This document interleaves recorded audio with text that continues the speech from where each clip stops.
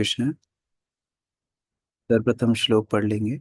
भगवद गीता प्रथम अध्याय श्लोक संख्या 39।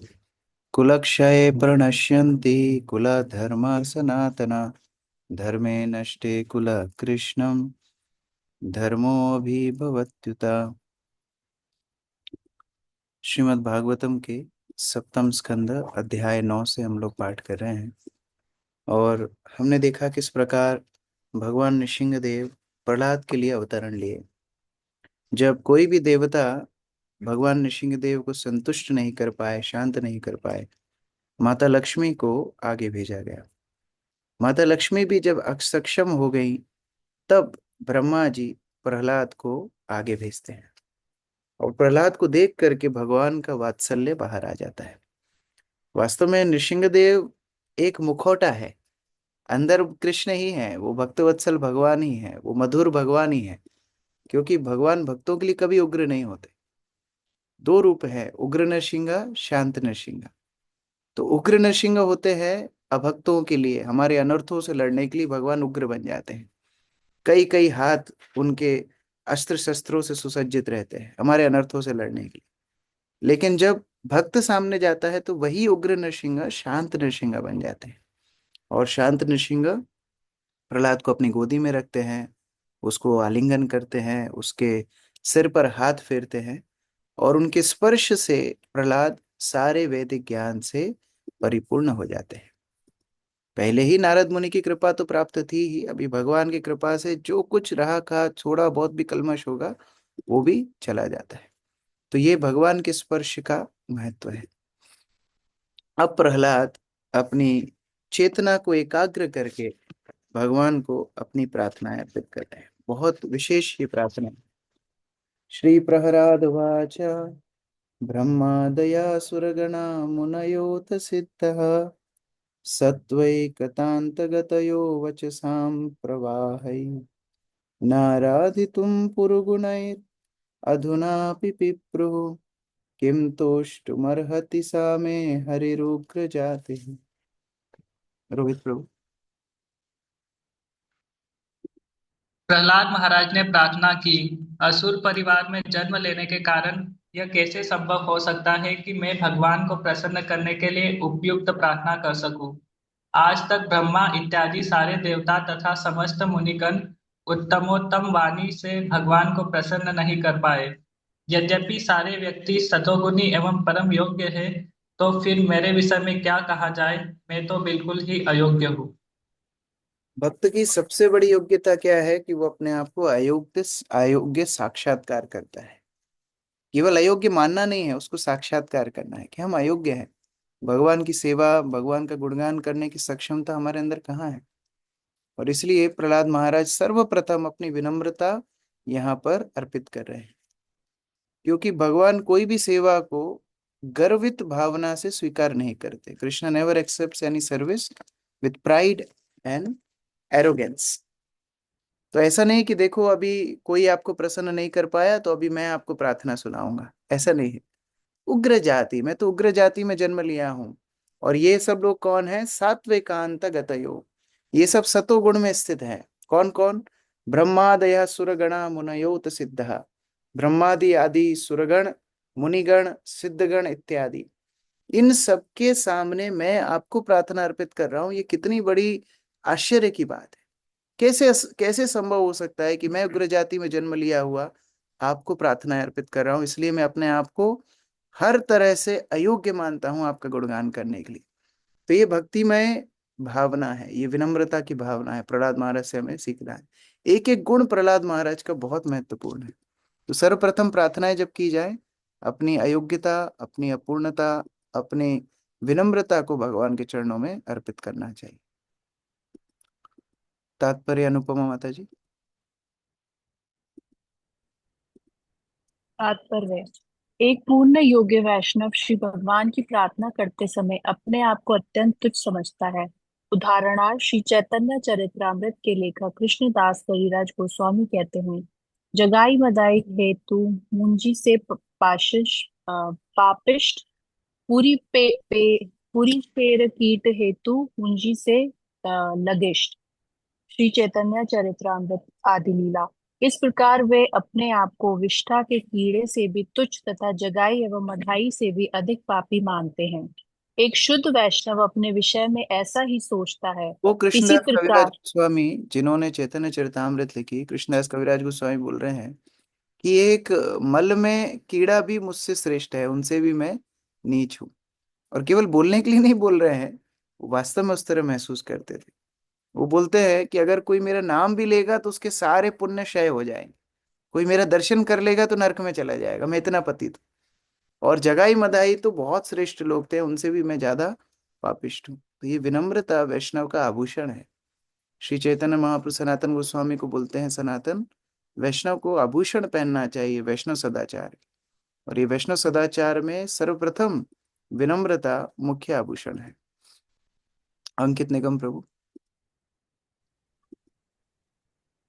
इसी तरह यद्यपि प्रहलाद महाराज अत्यंत शुद्ध उच्च वैष्णव थे, किंतु वे अपने को भगवान की प्रार्थना के लिए परम अयोग्य समझ रहे थे। महाजनों, येन गतः स पंथः। प्रत्येक शुद्ध वैष्णव को इसी तरह सोचना चाहिए। उसे अपनी वैष्णव योग्यताओं का वृथा गर्व नहीं होना चाहिए। अतएव श्री चैतन्य महाप्रभु ने उपदेश दिया है, तृणादापि सुनि चेन तरो सहिष्णुना अमानिना मानदेव कीर्तनीय सदा हरि। मनुष्य को चाहिए कि वह अपने को पगडंडी के तिनके से भी तुच्छ माने और विनती भाव से भगवान के पवित्र नाम का कीर्तन करे। उसे वृक्ष से भी अधिक सहिष्णु होना चाहिए। उसे मिथ्या प्रतिष्ठा भाव से रहित होना चाहिए और सदैव अन्यों को आदर करने के लिए तैयार रहना चाहिए। ऐसे ऐसी मनोदशा में ही वह भगवान के पवित्र नाम का निरंतर कीर्तन कर सकता है। विनीत हुआ बिना आध्यात्मिक जीवन में प्रगति कर पाना अत्यंत कठिन है। तो बिना ये विनम्र भाव के कोई भी व्यक्ति आध्यात्मिक प्रगति नहीं कर सकता। अन्यथा केवल ये तथाकथित भक्ति उसका गर्व ही बढ़ाएगी, उसकी भक्ति की वृद्धि नहीं होगी। अगर किसी को वास्तव में हरिनाम शुद्ध रूप में जप करना है तो विनम्रता अग्रगण्य गुण है। तो भगवान नृसिंहदेव सदैव हुए प्रहलाद की विनम्रता से, उसी तरह हरिनाम भी सदैव होता है भक्त की विनम्रता से। अभी एक उदाहरण दे रहे हैं कि कैसे वास्तव में आपको तुष्ट करने के लिए केवल भक्ति ही माध्यम है। मैं उग्र जाति में जन्मा हूं, कोई मेरे अंदर योग्यता नहीं है, लेकिन वास्तव में आपको योग्यताओं से आकर्षित भी नहीं किया जा सकता। आप तो केवल भक्ति से ही आकर्षित होते हैं। मन्ने धनाभिजन रूप तपा श्रुतौजस तेज प्रभाव बल पौरुष बुद्धि योग नाराधनाय हि भवन्ति परस्य पुंसो भक्त्या तुतोष भगवान गजयूथ पाया। मीनू माता जी। प्रहलाद महाराज ने आगे कहा, भले ही मनुष्य के पास संपत्ति, राजसी, परिवार, सौंदर्य, तपस्या, शिक्षा, दक्षता, कांति, प्रभाव, शारीरिक शक्ति, उद्यम उद्यम बुद्धि तथा योग शक्ति क्यों ना हो, किंतु मेरी समझ से इन सारी योग्यताओं से भी कोई व्यक्ति पूर्ण पुरुषोत्तम भगवान को प्रसन्न नहीं कर सकता। किंतु भक्ति से वह ऐसा कर सकता है। राजा गजेंद्र ने ऐसा किया और इस तरह भगवान उससे प्रसन्न हो गए। इस प्रकार कोई भी भौतिक गुण भगवान को आकर्षित नहीं कर सकते। यहाँ पर क्या बताया है? धन यानी संपत्ति, अभिजन यानी बहुत बड़ा राजसी परिवार, रूप सुंदरता, तपह तपस्या, श्रुता श्रुति मतलब वेद, श्रुता मतलब वेदों का ज्ञान, ओजह यानी बहुत ज्यादा इंद्रिय शक्ति पराक्रम, तेजह शारीरिक तेज सुंदरता, प्रभाव बहुत सारी नेम फेम ग्लोरी, बल शारीरिक शक्ति, पौरुष यानी सक्षमता, बुद्धि यानी बुद्धिमत्ता, योगा योग शक्ति, ये सब आपको ना आराधना या आपको प्रसन्न करने के लिए योग्यताएं नहीं है। तो क्या योग्यताएं हैं? भक्त्या तुतोष, आप तो केवल भक्ति से तुष्ट होते हैं। और कौन इसका उदाहरण है? गज यूथ पाया, गजों का यूथ पाया यानी गजों का राजा गजेंद्र। गजेंद्र के अंदर कौन सा गुण था? क्या धन था, संपत्ति थी, क्या बहुत बड़ा कुल था, कि बहुत सारा ज्ञान था, कि बहुत सुंदरता थी? वो तो एक एक पशु था, लेकिन वो भी आपको प्रसन्न कर पाया भक्ति के माध्यम से। तो यही यही बल पर मैं आपको प्रार्थनाएं कर रहा हूं। मेरे अंदर कोई भी गुण नहीं है, लेकिन आप अपने भक्तों को इतना वात्सल्य करते हैं कि वो भक्तिमय सेवा से आपको पत्रम पुष्पम फलम तोयम भी अर्पित करते हैं, आप स्वीकार करते हो। तो इसलिए वो भक्ति की शक्ति पे मैं प्रार्थना कर रहा हूँ। बसंत प्रभु। तात्पर्य, कोई भी भौतिक योग्यता पूर्ण पुरुषोत्तम भगवान को प्रसन्न करने का साधन नहीं हो सकती। जैसा कि श्रीमद् भगवत गीता में कहा गया है, श्री भगवान केवल भक्ति से जाने जा सकते। भक्त्या भक्त्या माम अभिजानाति। जब तक श्री भगवान भक्त की सेवा से प्रसन्न नहीं हो जाते, तब तक वे अपने आप को प्रकट नहीं करते। नाहम प्रकाश सर्वस्य योग माया समावृता। यह समस्त शास्त्रों का अभिमत है। कोई ना तो चिंतन से, ना ही भौतिक योग्यताओं से पूर्ण पुरुषोत्तम भगवान के समीप जा सकता है या उन्हें समझ सकता है। तो अमर निताई प्रभु चैट बॉक्स में पूछ रहे हैं कि ये इंद्रियों की दक्षता क्या है। इंद्रियों की दक्षता का मतलब इस श्लोक में है इंद्रिय भोग करने में निपुण। जैसे कोई बहुत खा सकता है, कोई बहुत दूर उधर सूंघ सकता है, कोई बहुत सारे करतब दिखा सकता है, कई नृत्य मुद्राएं इत्यादि अपने शारीरिक इंद्रियों से कर सकता है, लेकिन ये सब भगवान को प्रसन्न नहीं करती। केवल भक्ति एकमात्र भगवान को प्रसन्न करती है। विप्राद्विषड गुणयुताद अरविंद नाभा पादारविंद विमुखात् स्वपचाम्बरे मन्ये तदर्पित मनोवचने हितार्थ प्राणम सकुलं भूरिमानः। ओजस्विनी माता जी। अनुवाद। यदि किसी ब्राह्मण में 12 योग्यताएं हो, किंतु यदि वह व्यक्ति नहीं है और श्री भगवान के चरण कमलों से विमुख है, तो वह उस चंडाल भक्त से भी अधम है, जिसने अपना सर्वस्व मन वचन कर्म संपत्ति तथा जीवन परमेश्वर को अर्पित कर दिया है। ऐसा भक्त उस ब्राह्मण से श्रेष्ठ है, क्योंकि भक्त अपने समस्त परिवार को पवित्र कर सकता है, जबकि झूठी प्रतिष्ठा वाला तथाकथित ब्राह्मण अपने आप को भी शुद्ध नहीं कर पाता। तो बाह्य वस्तुओं से कैसे गर्वित हो जाते हैं। प्रहलाद महाराज बोल रहे हैं अगर भक्ति नहीं है, बहुत बड़ा ब्राह्मण है, कुलीन ब्राह्मण है, लेकिन भगवान के चरण कमलों से विमुख है, तो वो चांडाल से भी गया गुजरा है। लेकिन अगर कोई चांडाल के परिवार में भी जन्म लिया है, लेकिन भगवान को सर्वस्व अपना मन वचन कर्म संपत्ति जीवन सर्वस्व अर्पित किया है, तो वो उस ब्राह्मण से भी श्रेष्ठ है। और इसीलिए वो अपनी भक्ति के बल पर स्वयं का उद्धार करता है, उसके परिवारजनों का उद्धार करता है। और यहाँ ब्राह्मण अपना संध्या वंदन इत्यादि करके भी खुद को पवित्र नहीं कर पाता। तो प्रहलाद महाराज जी पुष्टि कर रहे हैं किस तरह भक्ति सर्वश्रेष्ठ गुण है भगवान को आकर्षित करने के लिए। अर्चना।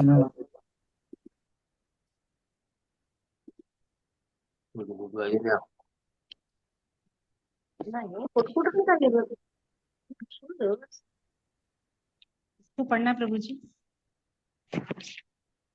हंसराज। यह एक तथा एक कर्म कांड में दक्ष ब्राह्मण का अंतर बताने वाले कथन 12 महाजनों में से एक भक्त प्रहलाद महाराज का है। मानव समाज 4 वर्णों तथा 4 आश्रमों में विभक्त है, किंतु केंद्रीय सिद्धांत उच्च कोटि का परम भक्त बनना है। हरि भक्त सुधोदय में कहा गया है, भगवत भक्ति हीनस्य जातिः शास्त्रम जप स्तपः अप्राणस्य ध्येयस्य मंडनम लोकरंजनम। यदि कोई ब्राह्मण क्षत्रिय या वैश्य जैसे उच्च कुल में उत्पन्न होता है, किंतु यदि वह भगवत भक्त नहीं है, तो उसके ब्राह्मण क्षत्रिय या वैश्य के समस्त गुण व्यर्थ है। वास्तव में वे शव के अलंकरण जैसे माने गए हैं। इतने स्पष्ट शास्त्रों में सारी बातें की गई। भगवान को आकर्षित करने के लिए कोई बड़ी जाति, कोई बड़ा ज्ञान, बड़ा ऐश्वर्य की आवश्यकता नहीं है। बड़े बड़े गुण भी एक मृत शरीर के अलंकार जैसे दिखेंगे अगर भक्ति नहीं है। लोग कई बार शव जब जाता है ना, तो उस पे शॉल उड़ाते हैं, माला उड़ाते हैं, तो उसको बाद में कोई स्पर्श भी नहीं करना चाहता, क्योंकि शव का श्रृंगार वो निरर्थक श्रृंगार है। लेकिन जीवित शरीर के ऊपर श्रृंगार, वो श्रृंगार सार्थक माना जाता है। तो वो जीवन है भक्ति।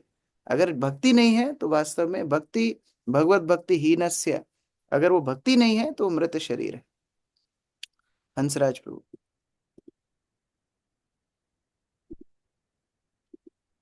इस श्लोक में भक्त प्रहलाद महाराज विप्रो अर्थात विद्वान ब्राह्मणों की बात करते हैं।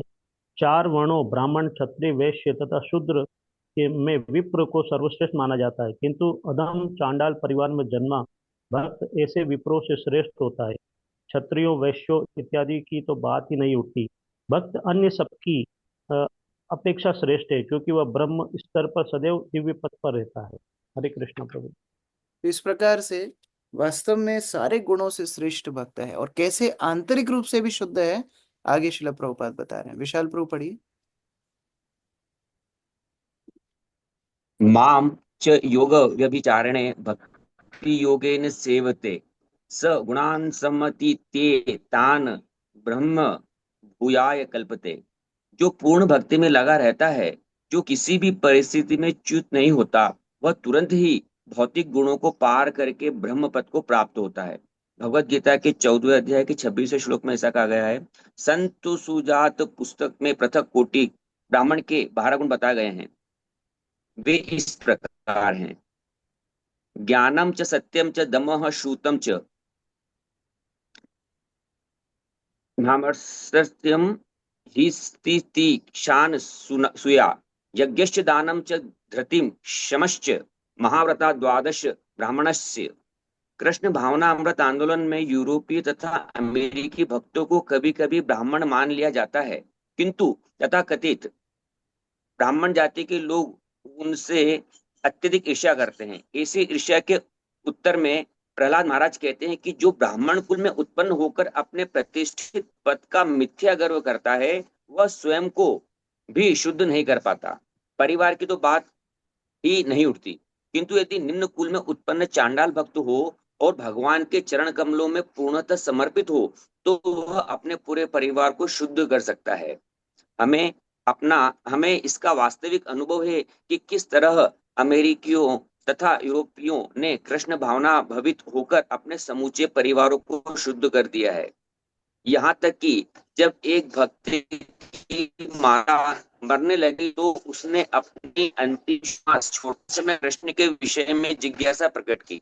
अतएव यह सैद्धांतिक रूप से सही है तथा व्यावहारिक रूप से सिद्ध किया जा सकता है कि भक्त अपने परिवार, जाति, समाज तथा राष्ट्र की सर्वश्रेष्ठ सेवा कर सकता है। मूर्ख लोग भक्तों को पलायनवाद के सिद्धांतों का पालन करने का दोषी ठहराते हैं, लेकिन वास्तविकता तो यह है कि भक्त ही अपने परिवार, जाति, समाज तथा राष्ट्र की सर्वश्रेष्ठ सेवा करता है। मूर्ख लोग भक्तों को पलायनवाद के सिद्धांतों का पालन करने का दोषी ठहराते हैं, लेकिन वास्तविकता तो यह है कि भक्त ही अपने परिवार को उठाने वाला सही व्यक्ति होता है। भक्त हर वस्तु को भगवान की सेवा में लगा देता है, अतएव वह सदैव बड़ा चढ़ा उन्नत व्यक्ति है। हरे कृष्ण। इससे एक व्यवहारिक शिक्षा भक्तों को भी लेनी चाहिए। जरूरी नहीं है कि हम दूसरों को ही दोष देते रहें कि देखो देखो आप हमें ब्राह्मण नहीं मानते, हमारी तो ब्राह्मण दीक्षा हो गई, हम ब्राह्मण बन गए इस्कॉन में। ऐसा नहीं है। हम पहले भी बता चुके हैं, गुरु महाराज ने जब हमको ब्राह्मण दीक्षा दी थी तो उन्होंने बोला था, मैं तुमको ब्राह्मण नहीं बना रहा हूँ, मैं तुमको ब्राह्मण बनने का मौका दे रहा हूँ। अभी गुण तुमको लाने पड़ेंगे। ये मौका मिला है लेकिन गुण तुमको लाने पड़ेंगे। उसी तरह श्रेष्ठ परंपरा से जुड़ने का मतलब नहीं है कि हम श्रेष्ठ बन गए। अभी वो गुण हमारे अंदर आना चाहिए। वो कुछ ऐसा ही हुआ कि ब्राह्मण परिवार में जन्म, तो दीक्षा तो इस्कॉन में हो गई, जुड़ गए इस्कॉन से, ठप्पा लग गया, आप इस्कॉन के भक्त हो, लेकिन वो गुण आए कि नहीं, ये महत्वपूर्ण बात है। तो अभी हर भक्त का होमवर्क है कि अपने जीवन में उन गुणों को प्राप्त करे। कैसे शुद्धता हो, कैसे व्यवहार हो, कैसे समर्पण हो, कैसे प्रचार की शक्ति हो, ये सारे गुण भक्त के अंदर होने चाहिए। नहीं तो वास्तव में लोगों के लिए हम लोग कैसे रहेंगे? पलायनवाद, प्रभुपाद बोल रहे हैं, एस्केपिस्ट। लोग छोड़ के बाबा क्यों बनते हैं? अरे बहुत झंझट है, वो छोड़ दिया, अभी बाबा जी बन गया। तो भौतिक संसार में लात खाई इसलिए हम भक्त बन गए, ऐसा नहीं है। भक्ति के लिए भौतिक संसार से त्रस्त होना जरूरी हो सकता है, लेकिन एकमात्र गुण नहीं है। भक्त को अपने जीवन में इस सिद्धांतों को अपनाना होगा, भगवान के प्रति प्रेम को जागृत करना होगा, तब उसकी भक्ति वास्तविक कहलाएगी। तो इस तरह से भक्त सभी वर्णाश्रम इत्यादि को पार करके श्रेष्ठतम स्थिति पे पहुंचता है अपनी कृष्ण के प्रति आसक्ति के माध्यम से। नैवात्मना प्रभुरयं निज लाभ पूर्णो मानं जनाद विदुषा कर्णो वृणीते यज्जनो भगवते विदधीत मानम तश्चात्मने प्रतिमुखस्य यथा मुखाश्री। बहुत सुंदर प्रार्थना। अभी प्रहलाद महाराज बोल रहे हैं कि वास्तव में अगर कोई बहुत सारे गुण लेकर भी आ जाए तो भगवान आपको थोड़ी गरज पड़ रही है कि उसको आपके सामने आना चाहिए या आपको किसी के सहायता की आवश्यकता है। आप तो स्वयं आत्मतुष्ट हो, आपको किसी की आवश्यकता है ही नहीं। बल्कि जो आपके संस्पर्श में आएगा उसको फायदा मिलेगा। तो वास्तव में आपको किसी की आवश्यकता नहीं है, हम सबको आपकी आवश्यकता है। ऐसा प्रहलाद महाराज अर्पित कर रहे हैं। कितना प्रसन्न प्रहलाद महाराज से नरसिंहदेव हो रहे होंगे। लोग कैसी कैसी प्रार्थनाएं करने भगवान के सामने आते हैं मिश्रित भाव से। यहाँ एक शुद्ध भक्त भगवान का गुणगान कर रहा है, भगवान को कितनी प्रसन्नता हो रही है। अक्रूर प्रभु। अनुवाद। परमेश्वर अर्थात पूर्ण पुरुषोत्तम भगवान सदैव आत्मतुष्ट रहने वाले हैं। अतः जब उन्हें कोई भेंट अर्पित की जाती है तो भगवत कृपा से यह भेंट भक्त के लाभ हेतु ही होती है, क्योंकि श्री भगवान को किसी की सेवा की आवश्यकता नहीं है। उदाहरणार्थ, यदि किसी का मुखारबिंद सुसज्जित हो तो दर्पण में उसके मुखारबिंद का प्रतिबिंब भी सुसज्जित बना देना हमारे लिए। अलग से, वास्तव में अलग से प्रयास करने की आवश्यकता नहीं होती है। आप किसी भी दलिया सब्जी दलिया वाले प्रभु जी को वेटिंग रूम में डाल दिया। तो अलग से प्रयास करने की आवश्यकता नहीं होती है। अगर कोई व्यक्ति दर्पण में देख करके स्वयं को सजाता है तो दर्पण में दिखने वाला प्रतिबिंब अपने आप सज जाता है। उसी तरह अगर कोई भगवान को तुष्ट करता है, भगवान के पास आता है, तो अपने आप उसके जीवन में आनंद आ जाता है। कितनी सरल विधि है। तो एकमात्र भगवान से स्पर्श में आके भक्त को फायदा मिलता है, भगवान को कुछ फायदा नहीं है। तो ये सारी भक्ति योग की जो पद्धति है वास्तव में आत्मा के लिए सर्वश्रेष्ठ गति है। प्रहलाद महाराज बता रहे हैं भगवान हम आपकी भक्ति कर रहे हैं, आपके ऊपर एहसान नहीं कर रहे, हमारा ही फायदा है इसलिए हम आपके पीछे दौड़ रहे हैं। तो ये भगवान के प्रति भक्त का स्नेह होता है। प्रफुल्ल प्रभु। तात्पर्य। भक्ति योग में भक्त को 9 सिद्धांतों का पालन करना होता है। ये है श्रवणम कीर्तनम विष्णु स्मरणम पाद सेवनम अर्चनम वंदनम दास्यम अख्य आत्म विनियोजनम। श्रवण कीर्तन इत्यादि द्वारा भगवान का यशोगान। यह भक्त के लाभ के लिए। भगवान तो सदैव महिमावान है, चाहे भक्त महिमा गान करे या न करे। किंतु भक्त भगवान का महिमा गान करता है तो स्वयं भक्त को ही स्वतः यशस्वी बनता है। चेतो दर्पण मार्जनम भव महादावाग निर्वापणम। भगवान का निरंतर यशोगान करते रहने से जीव अंतस्थल शुद्ध हो जाता है, जिससे वह समझ सकता है कि वह संसारी नहीं है अपितु आत्मा है, जिसका वास्तविक कार्य कृष्ण भावनामृत को आगे बढ़ाना है, जिससे वह भव बंधन से छूट सके। इस प्रकार संसार की प्रज्वलित अग्नि तुरंत शमित तो हो ये जाती है। हर भक्त को समझना होगा कि मुझे भक्तों की आवश्यकता है, मुझे श्रवण कीर्तन की आवश्यकता है। जैसे अभी मैंने एक भक्त को वेटिंग रूम में डाला, तो ये बड़ा दुख का विषय है कि हम लोग आधा घंटा ही बुक रीडिंग करते हैं, उसमें भी हमारे अन्य अन्य कार्य चल रहे हैं। क्या वास्तव में हमारी भक्ति के लिए हम इतने गंभीर भी नहीं है कि आधा घंटा अलग से निकाल सके। मेरा फिर अनुरोध है, भक्त लोग भागवत को खरीदिए, भागवत की पुस्तक को लेकर के कक्षा में बैठा करिए। क्योंकि मोबाइल में कनेक्ट करके बैठते हैं तो बहुत सारे जगह पर मन विचलित होता है। तो भागवत आपके हाथ में होना चाहिए पुस्तक रूप में। आपके हाथ में आप हाइलाइटर रख सकते हो, जो पॉइंट आपको अच्छे लगते हैं उसको हाईलाइट कीजिए। अगर एक कॉपी पेन साथ में रखेंगे, वहां पर कुछ नोट्स बना सकते हैं तो नोट्स बनाइए। आपको एक हफ्ते के अंदर ऐसा लगेगा कि हमारी भगवान के साथ संबंध प्रगाढ़ हो रहा है। ये भागवत में इतनी शक्ति है। लेकिन हम केवल ऐसे ही ज्वाइन करने के लिए ज्वाइन कर लेंगे तो फायदा पूरा नहीं मिलेगा। राधा कृष्ण साक्षात सामने खड़े हो और हम लोग दलिया बना रहे हो तो ये बहुत बड़ी मूर्खता होगी। तो ये भागवत भगवान का रूप है, ये कृष्ण स्वयं भागवत है। तो सामने अगर भागवत है तो फिर अन्य काम आधा घंटे के लिए छोड़ देना चाहिए। मैं समझता हूँ सुबह के टाइम कई माताएं कुकिंग करती होंगी तो फिर म्यूट करके उसको एक साइड में रखिए, फिर अनम्यूट नहीं होना चाहिए। लेकिन जो लोग वास्तव में गंभीरता से पढ़ना चाहते हैं, पुस्तक हाथ में ले करके वीडियो ऑन करके पढ़ेंगे, पूरा फायदा मिलेगा। नहीं तो फिर हमारा समय भी जा रहा है और फायदा भी नहीं मिल रहा है। तो ये थोड़ा सा ध्यान भक्तों को रखना होगा। अदिति माता जी। मूर्ख व्यक्तियों को बड़ा आश्चर्य होता है जब कृष्ण आदेश देता है, सर्वधर्मान् परित्यज्य मामेकं शरणं व्रज।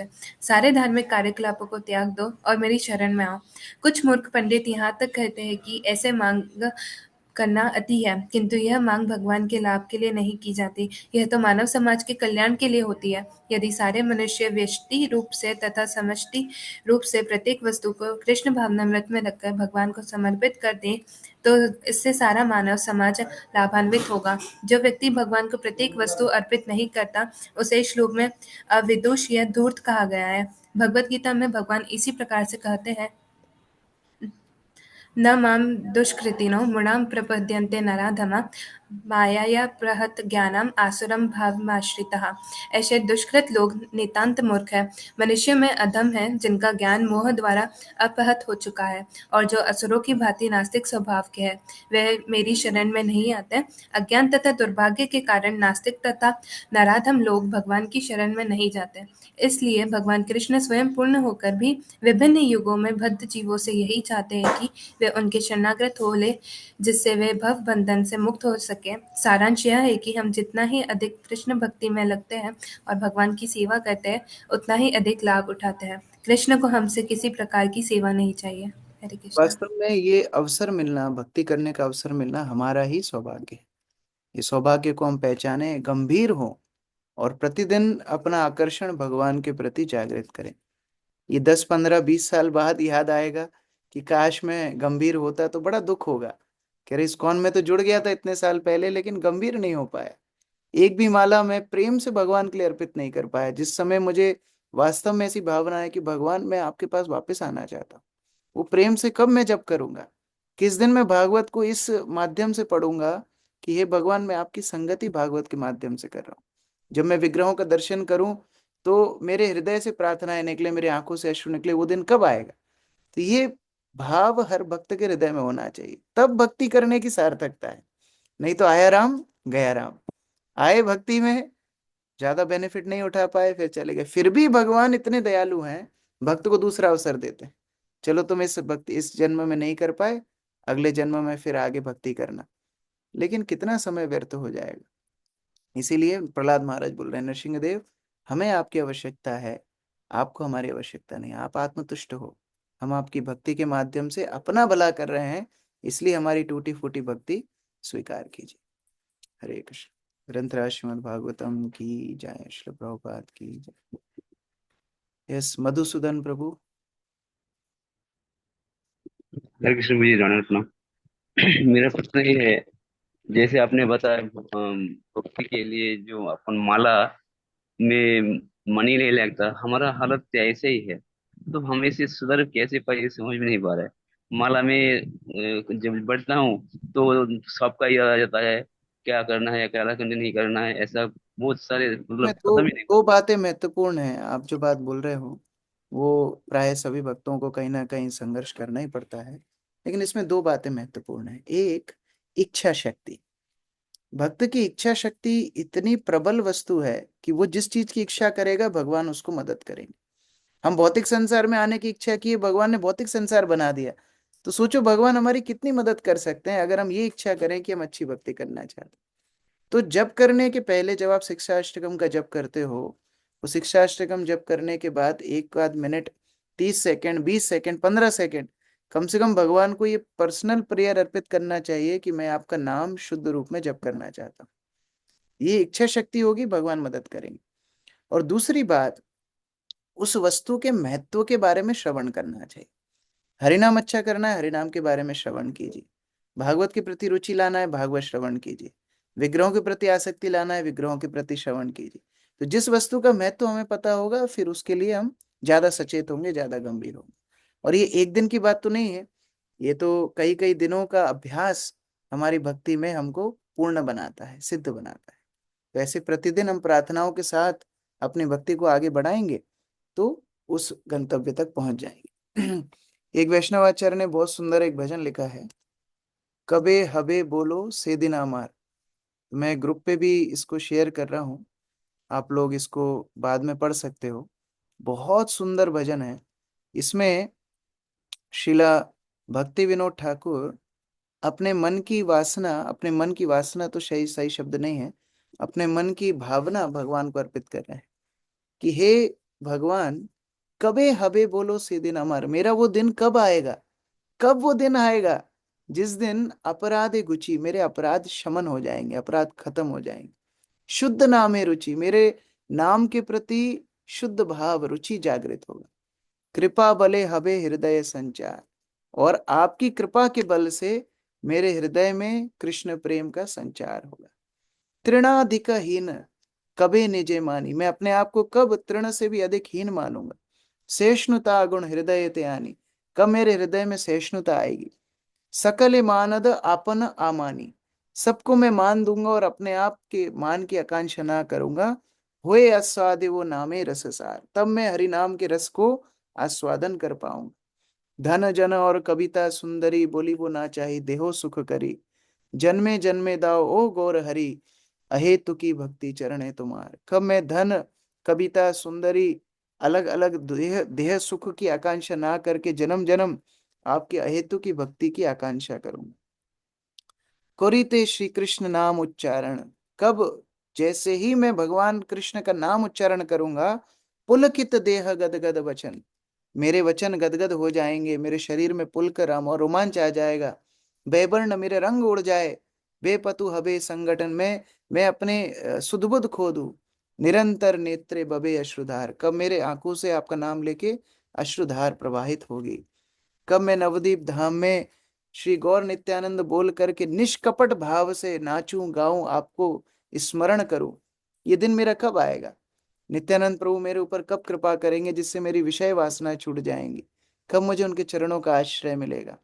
और इसी आकांक्षा से मैं हरिनाम को प्राप्त करने के लिए इतना लालसी हो जाऊं, इतना लालची हो जाऊं कि किन्हीं वो लूटी वो, या तो मैं खरीद लूं श्रद्धा के माध्यम से, या लूट करके ले आऊं, लेकिन मैं नाम के रस में पूर्ण रूप से डूब जाऊं।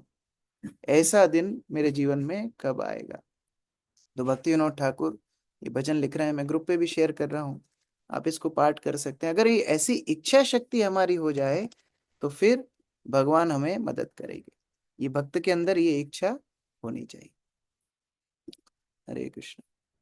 यस, आद्य और प्राजुल प्रश्न है। हरे कृष्ण प्रभु जी, राधा रानी तो सबसे अच्छे भक्त हैं, तो और लक्ष्मी भैया उनका ही इनकारनेशन है, तो फिर अगर उनने प्रार्थना करी तो फिर नरसिंह देव तुष्ट क्यों नहीं हुए? तो ये चर्चा हमने कल की थी कि ऐसा नहीं है कि लक्ष्मी देवी छोटी भक्त हैं या ब्रह्मा जी छोटे भक्त हैं, लेकिन प्रहलाद को श्रेष्ठ बताने के लिए वो लोग एक हम्बल स्टेप ले रहे हैं, वो लोग पीछे हट रहे हैं कि प्रहलाद तुम आगे जाओ, हम तुष्ट नहीं कर पा रहे नरसिंहदेव को, तुम्हारे लिए इनकारनेशन हुआ, ये तुम्हारा है। जैसे जिसका बर्थडे होता है उसको हम माला पहनाते हैं, इसका मतलब ये नहीं वो सबसे सीनियर भक्त है, आज उसका दिन है, उसका टुडे इज हिज डे, तो हम उसको माला पहनाते हैं, उससे केक कटवाते हैं, उसके लिए सब भक्त डांस करते हैं। उसी तरह आज प्रहलाद के लिए भगवान नरसिंहदेव अवतार लिए, that is Prahlad's day. So all demigods were celebrating Prahlad's victory. और यही वैष्णवता होती है, जहां हर भक्त दूसरे को श्रेष्ठ बताने के लिए प्रयास करता है, दूसरे भक्त का गुणगान करने का प्रयास करता है। तो ये लक्ष्मी माँ का या ब्रह्मा जी का इन सब की विनम्रता का भी एक दृष्टांत है। अक्रूर प्रभु। प्रभु जी, ये श्लोक है जो भगवत गीता का 7.15, इसका जो अनुवाद था, मनुष्य में अधम वो है जिनका ज्ञान माया द्वारा हर लिया। प्रभु जी, ये किस तरह की ज्ञान की बात की जा रही है? माया अपहृत ज्ञान मतलब जिनका आध्यात्मिक ज्ञान माया ने आच्छिन्न कर लिया है, वो ये सोचते हैं मैं शरीर हूं। जिनका आत्म तत्व ज्ञान माया ने हरण कर लिया है, तो अविद्या में जो पड़े हुए हैं वो भगवान की भक्ति नहीं करते, वो गीता में भगवान बताते हैं। बसंत प्रभु।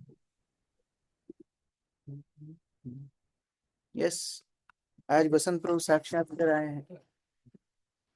यस। मुझे मेरा प्रचार से रिलेटेड प्रश्न है कि अभी मैंने पहला संडे मतलब स्टूडेंट लोग को वहाँ पे भगवान के बारे में बताया थे, सबने माला किया था, लेकिन उसके बाद से वो लोग रेगुलर कर भी रहे हैं, रिपोर्ट भी कर रहे हैं, पर हम उन्हें समय नहीं दे पा रहे, तो मुझे बहुत बुरा लग रहा है। और इस बीच में ही वो कुछ तो प्रश्न है कि प्रचार हम लोग करते हैं, भक्त जुड़ भी जाते हैं, फिर उनको हम समय नहीं दे पाते। इसलिए बोला जाता है बच्चे उतने ही करना चाहिए जितने संभाल पाओ। तो प्रचारक को प्रचार तो करना है, लेकिन फिर उनको समय भी देना पड़ेगा। ज्यादा भक्त मतलब ज्यादा समय देना। तो ऐसा नहीं कि हम प्रचार रोक देंगे, फिर उसमें आप बाकी भक्तों की मदद ले सकते हो, जो भक्त आपको सपोर्ट कर सकें। कुछ भक्त ऐसे हैं जो डायरेक्ट प्रचार नहीं कर पाते, लेकिन देखभाल बहुत अच्छे से करते हैं, they take care very nice. तो उनको आप कुछ स्टूडेंट्स का कांटेक्ट दे सकते हो, जो उनको बात करें, उनको केयर करें, उनको कल्टीवेट करें। सारी चीज हम करेंगे होगा नहीं, हमको भक्तों का सपोर्ट लेना पड़ेगा। तो कुछ भक्त आउटरीच में अच्छे होते हैं, वो जाएंगे, धूमधाम मचाएंगे, पूरा प्रोग्राम कर देंगे, लेकिन वो कल्टीवेट नहीं कर पाएंगे, उतना समय उनके पास नहीं। लेकिन कुछ वक्त ऐसे होते हैं जो बड़े बड़े प्रवचन नहीं दे पाते, लेकिन 1-to-1 काउंसलिंग अच्छी करते हैं। तो फिर उन लोगों को आप कनेक्ट उनसे करा सकते हो। इस तरह धीरे धीरे वो भक्तों का भी पोषण होगा, आपको भी सपोर्ट मिलेगा। Therefore, it's a teamwork. Preaching is a teamwork. Yes, Hansraj प्रभु। हरे कृष्णा प्रभु जी। प्रभु जी, जैसे हम आरती करते हैं, जैसे मैं इस्कॉन के आने के पहले हम आरती करते थे, और अभी जो लोग शिव जी को जल चढ़ाते हैं, तो ये क्या एक भक्ति का ही रूप माना जाए प्रभु जी इसको? शिव जी को जल चढ़ाना, हाँ, ये भी भक्ति का रूप माना जाए प्रभु जी इसको? ये लोग शिव जी को जल चढ़ाते हैं।